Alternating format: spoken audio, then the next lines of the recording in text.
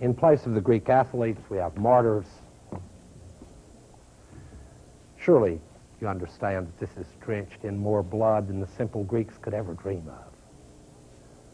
I mean, the trick of genealogy is not to see that as an argument, but to make it raise a whole host of suspicions in your mind about people who want to be nice, be good, be kind, love, cherish you. You've got to suspect that area of discourse. And this kind of genealogical argument, and I just gave you what I take to be a powerful sample of it, is supposed to make you ask this question. Isn't that kind of love a mask for a kind of hate? Isn't that kind of faith a mask of a kind of power? Now, don't think that because we've called this a slave morality, it has no power. As Nietzsche once said, Christianity a mistake? A 2,000-year mistake? No. It does have power. I mean, it does have power. Don't think this is a shallow critique of Christianity. I mean, this is not denying its power, for God's sakes. Its power is in its appeal to love as a mask for hatred, in its appeal to compassion as a mask for power, and in its deferred way of insisting upon having its own way. In fact, now I will return to a simpler example that Nietzsche wouldn't have appreciated. But it's that after this, you should at least suspect when a television preacher, I don't want to be sued for libel here, but when a TV preacher goes, I love homosexuals, I'm trying to do the voice too, but I hate their sin. After you've read Nietzsche's Genealogy of Morals, you may suspect that statement. You may just go, I suspect that's not the case. I mean, after all, for a lot of people, being gay is what constitutes them as people in a certain way. It's part of their identity. You just don't go, well, I love them, but I hate that. It's kind of, I love Michael Jordan, but don't like basketball. Well, there might be reasons for that, but it's hard to know what they'd be. I don't know him myself.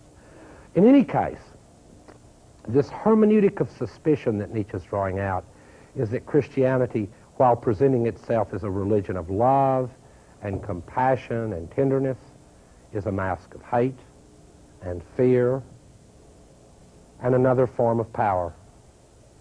The Greek form of power was a form of power too, that presented itself as an ideal of excellence. But it was, don't you see now that the metaphor more straightforward really applied? In other words, Odysseus would go, well, no. It's like reading Aristotle, right?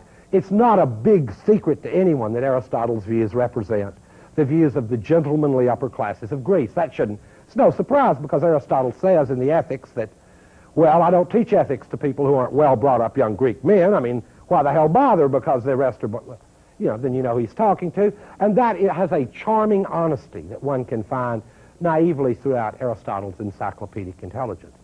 But I mean, it's really charming.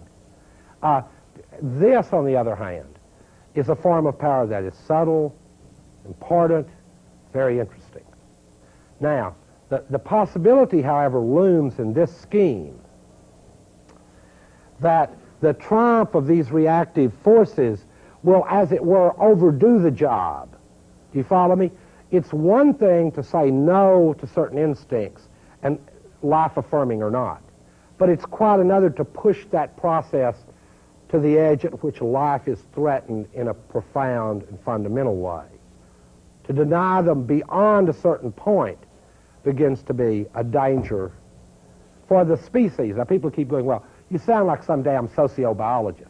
No, the way Nietzsche's using these terms, life-affirming, life-negating, have to do with our fate as a species in being able to recreate ourselves. And in the writing of these myths, he's, of course, trying to recreate himself at some level, obviously.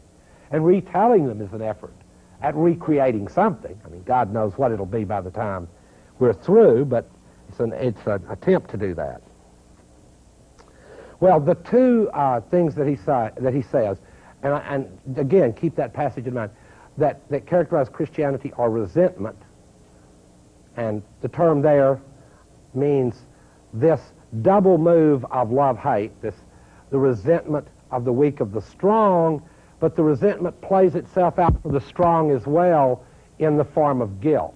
So Nietzsche has an extended analysis of resentment and guilt as being fundamental to this, as it were, substructure of Christian discourse.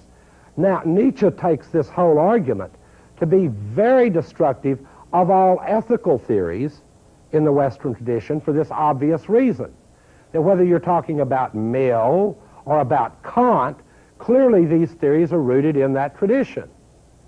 Especially Kant's, I mean, for God's sakes, it's just a very high German theoretic account of the Golden Rule in a certain way.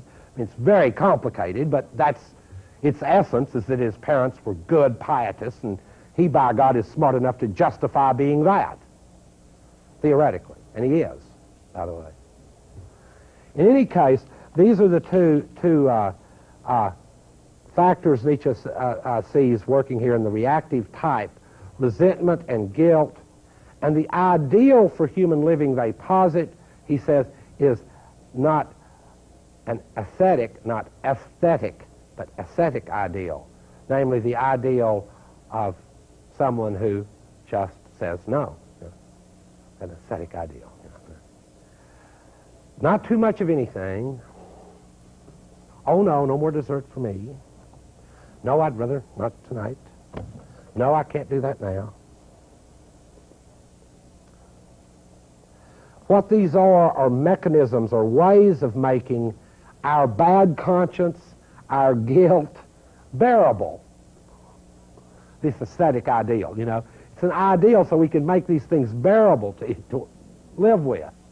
You know, I started earlier on, I made the remark that we could only deal with so much reality. Well, on this topic here, again, we can only deal with so much of this critique till somebody wants to say, shut up. I go to church, I don't want to hear any more of that. Shut your damn mouth, it's ruining it for me. Well, I will in a minute, but not yet. What the ascetic ideal does is it makes this bearable, but it also expresses finally a will to nothingness, to just simply not have to will anymore. This is where the specter of nihilism arises. And it doesn't arise so much, while it arises with the origin of Christianity, it does not become, as it were for Nietzsche, a problem on the agenda of the world and of our culture until what Nietzsche sees as the decadent period of Christianity. I mean, a period that I think we could understand we might characterize this as a sort of decadent period in Christianity, still lagging itself out. In this decadent period, what will happen is, Nietzsche thinks, is that we will see an expression of the will to nothingness, simply the refusal to will anymore. This is where Nietzsche's worry, his fear, which I have named nihilism, which he names nihilism, has become a real cultural possibility. And again, I'm going to refer to a film. I'm using films instead of referring to other texts because, as you know, in our culture, films are texts, right? And